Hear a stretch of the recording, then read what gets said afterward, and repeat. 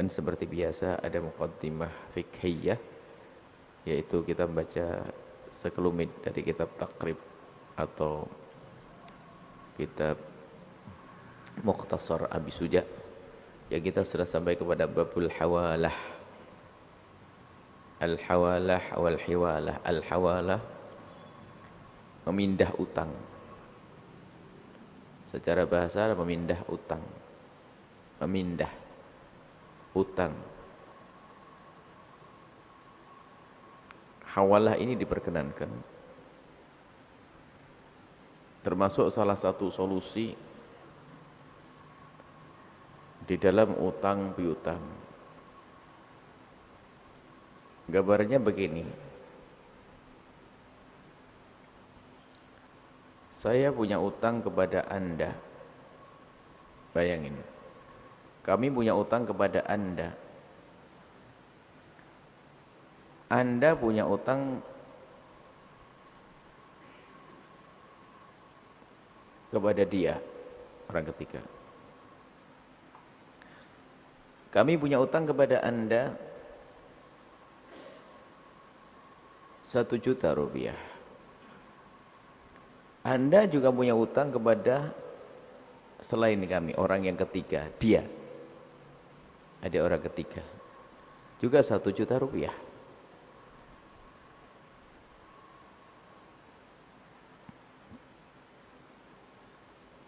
Berarti ada yang nggak punya utang. Siapa yang nggak punya utang? Dia nggak punya utang. Cuman kadang begini, Anda menagih utang kepada saya. Anda menagih utang nggak? Karena saya punya utang kepada Anda. Nggak mungkin Anda menagih utang kepada selain. Dan dia menagih utang kepada Anda. Cuman kadang dia itu nagih utang kepada Anda ini segan. Mungkin Anda terlalu berwibawa atau bagaimana, segan. Nah, kebetulan di saat seperti itu, kalau Anda menagih utang kepada saya mah enteng. Anda menagih utang, dia menagih utang kepada Anda segan, tapi kalau dia nagih ke saya kayaknya gampang. Nah, kebetulan di saat seperti ini, Anda ini kok memindahkan utang Anda kepada si dia, Anda pindahkan kepada saya. Lalu Anda lapor kepada kami dan bersepakat, Buya, utangmu kepadaku saya alihkan. Alihkan gimana? Aku pindah utangmu kepada si dia. Lalu saya setuju. Berarti Anda tidak perlu lagi menagih ke saya. Jadi utang sudah. Berarti urusan Anda dengan kami sudah selesai. Baru Anda pergi kemana saja sudah tidak ada urusan. Saya tidak punya tanggungan membayar utang kepada Anda. Karena Anda sudah alihkan utang saya kepada Anda alihkan kepada orang yang ketiga. Kemudian sudah Anda bebas, sudah tidak urusan. Ya. Maka kemudian setelah itu si yang ketiga tadi nagih utangnya kepada siapa? Kepada saya. Lebih enak mungkin ngomongin gampang telepon, atau mohon maaf Anda itu susah dihubungi. Jadi mungkin pusing, di saat dialihkan ke kami adalah menjadi lebih mudah. Maka ini harus ada kesepakatan antara kami, antara Anda, kesepakatan antara Anda dengan orang ketiga. Kalau saya memang apapun bentuknya harus bayar utang. Selesai. Maka di sini ada istilah al-muhil. Wa syara'itul hawalati arba'atu asya. Syaratnya memindah utang itu adalah 4 hal. Ridul muhil. Muhil itu orang yang diutangi Orang yang diutangi pertama, saya punya utang kepada Anda. Anda muhil. Jadi Anda yang punya uang yang dipinjam oleh seseorang berarti Anda muhil.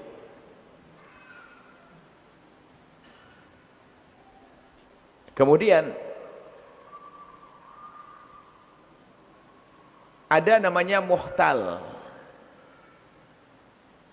Muhtal itu adalah orang yang akan nerima pindahan uang, pindahan utang. Ini yang jadi gambarannya harus gini ya.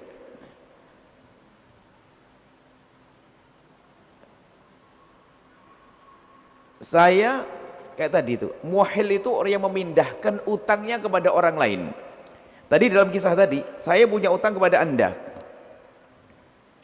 Anda punya utang kepada orang lain. Lalu Anda ini memindahkan utang.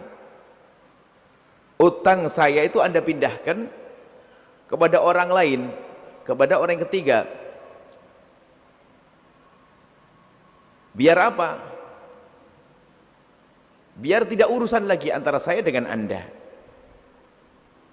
Sederhana. Cuman gini loh ya, hal ini hampir tidak pernah susah terjadi. Cuman ini disebutkan oleh para ulama dalam pembahasan ini adalah salah satu hal yang diperkenankan jual utang, kayak memindah utang. Utang dan bidin itu nggak boleh, menjual utang dengan utang nggak boleh. Tapi dengan cara ini jadi boleh. Untuk solusi.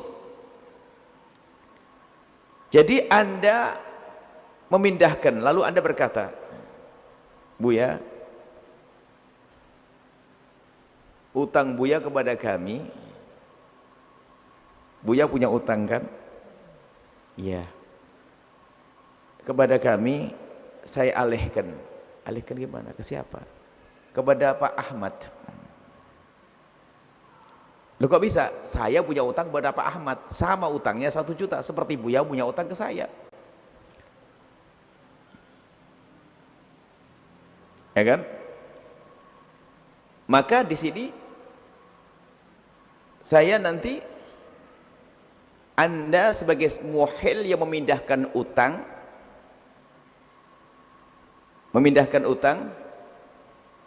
utang saya yang seharusnya Anda menagih ke saya, Anda tidak lagi, jadi Anda menagih ke saya semestinya. Para ulama menggambarkannya, Anda semestinya menagih kepada saya. Saya punya kebalik, tadi saya tukar, saya ulang lagi, saya nolkan lagi, supaya tidak anu. Jadi gini, saya punya utang kepada Anda. Anda berarti yang punya duit. Sudah pakai nama saja, Anda Pak Ahmad. Saya punya utang kepada Anda, wahai Bapak Ahmad, 1 juta rupiah. Berarti saya harus bayar utang kepada Anda. Kemudian kebetulan juga Anda Pak Ahmad punya utang kepada Pak Z 1 juta rupiah. Baik, Anda punya utang kepada Pak Z 1 juta rupiah.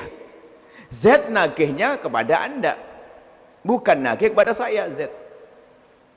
Z nagih kepada Anda karena utang Anda kepada Z. Anda nagih ke saya. Anda nagih ke saya karena saya punya utang kepada Anda. Sekarang mau dirubah. Saya ini kalau nagih ke Buya kok nggak sungkan. Sungkan. Lah kebetulan sekali ini ada yang mau dialihkan, memindah utang. Kemudian dia punya utang, saya juga punya utang. Dia punya utang, saya punya utang. Utang dia mau terbebas. Karena dia punya uang dibawa oleh orang. Lalu dia berkata, Buya,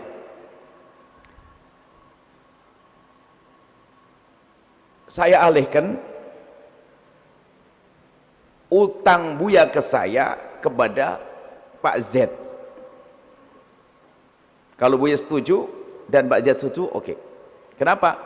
Biar Buya tidak ada urusan, saya tidak ada urusan lagi, saya mau pergi. Saya tidak bisa nagih nanti setelah itu mungkin. Maka di sini ada kesepakatan. Ya kan? Kesepakatan Anda Pak Ahmad tadi sebagai muhil yang memindahkan uangnya tadi, memindahkan uangnya, utang saya kepada dia dipindahkan kepada al-mukhtal. Mukhtal itu adalah orang yang ketiga. Kemudian setelah itu apa? Urusannya tidak lagi Pak Ahmad sudah nggak ada. Jadi urusannya hanya saya dengan Pak Z tadi. Maka Z nagihnya kepada siapa? Kepada saya. Selesai, Ahmad mau pergi, selesai. Dan ini bisa saja dalam utang piutang, hal ini sebetulnya ini penting untuk kita mengerti agar apa? Barangkali ya kan. Aduh, dia mau pergi keluar negeri lagi, punya utang gimana? Lalu sudah saya alihkan, kebetulan dia punya utang ke saya, kamu nagih ke dia aja ya, gitu loh saudaranya gitu. Kamu tidak usah nagih ke saya, oke, sepakat. Berarti sudah putus, selesai. Itu hawalah. Ini bisa saja terjadi. Maka di sini tersebut coba. Ridal muhil yang memindahkan tadi. Al muhil yang memindahkan utang harus mau rela dong. Wal mukhtal yang dipindah. Karena bisa jadi apa? Orang yang ketiga itu Z nggak mau. Dah, jangan. Ahmad, masa utang ente mau dipindah ke Buya nanti? Apa Buya? Saya suruh nagih ke Buya. Wah, nggak enak juga, nggak mau dah. Nah, bisa jangan. Jadi harus persetujuan dari orang yang ketiga tadi. Karena apa? Ada jaminan orang yang ketiga dengan saya itu nyaman nanti untuk tagih menagih. Kalau ternyata dia tahu, waduh, jangan itu repot saya nagih ke sana. Atau orangnya suka hilang dia, suka ngeblokir HP. Nah ini kan nggak bisa. Jadi setuju, dia setuju, orang ketiga setuju, baru oke. Karena apa? Setelah itu selesai. Orang yang di tengah-tengah tadi sudah nggak ada lagi. Berarti urusannya apa? Anda Pak Ahmad sudah bisa pergi kemana saja, nggak ada urusan dengannya. Kalau mati aman, nggak ada punya urusan hutang dengan dia. Tinggal saya dengan Pak Z tadi, maka Pak Z nagih ke kami. Ini seperti itu kan. Wa kunul haq, ini syaratnya apa? Ada muhil wal mukhtal. Kemudian muhal alaih. Muhil, mukhtal, muhal alaih. Orang yang memindahkan, orang yang menerima, dan orang yang utangnya itu dipindah. Ini harus orang yang utangnya dipindah. Di sini syaratnya wa kunul haq mustaqirran fi dhimmati. Yang dipindahkan itu utang yang sudah benar-benar jadi utang. Jadi tanggungan. Kalau tidak ada tanggungan, kalau bukan utang ya bukan dipindah, nggak perlu ngapain dipindah-pindah. Utang yang sesungguhnya. Wattifaku ma fi dhimmatil muhil, maka harus ada keserasian apa yang dalam tanggungan muhil Anda tadi, si Mbak Ahmad tadi muhil, wal muhal alaih, dengan tanggungan, ya, tanggungan saya yang harus saya tanggung yang ada pada Pak Ahmad itu sama dengan tanggungan Pak Ahmad dengan yang ada pada Pak Z, harus sama. Kalau beda nggak bisa dong, dia nggak terima dong. Saya lebih banyak suruh nagih ke Anda. Misalnya apa? Saya utang pada Anda 1 juta, Anda punya utang kepada Pak Z 2 juta. Tatonya apa? Dialihkan Pak Z, nanti akhirnya ke Buya. Oh ya, oke, pergi Buya, utang berapa? 1 juta, rugi dong Z-nya. Harus sama nilainya. Baik, kemudian jenisnya sama, apa yang diutangkan apa harus sama persis, nggak ada perbedaan. Jenisnya atau noknya. Kalau ternyata uang, kalau ternyata gandum apa saja, jenis harus sama. Wal hulul, jadi pembayarannya apakah waktu itu kontan atau tempo. Kalau ajal tajam misalnya apa? Temponya berapa? Setahun ya setahun juga sama. Kalau beda nggak bisa dong, harus ada kesepakatan baru lagi dong. Saya menjanjikan kepada Anda 1 bulan, saya bayar 1 bulan. Oke. Anda punya utang pada orang lain, janjikan 2 minggu. Tatonya apa? Anda alihkan Pak Z, tagih ke Buya. Oke. Tapi Buya apa? Enggak, 1 bulan kok saya janjinya. Maka dirugikan. Makanya harus ada kesepakatan.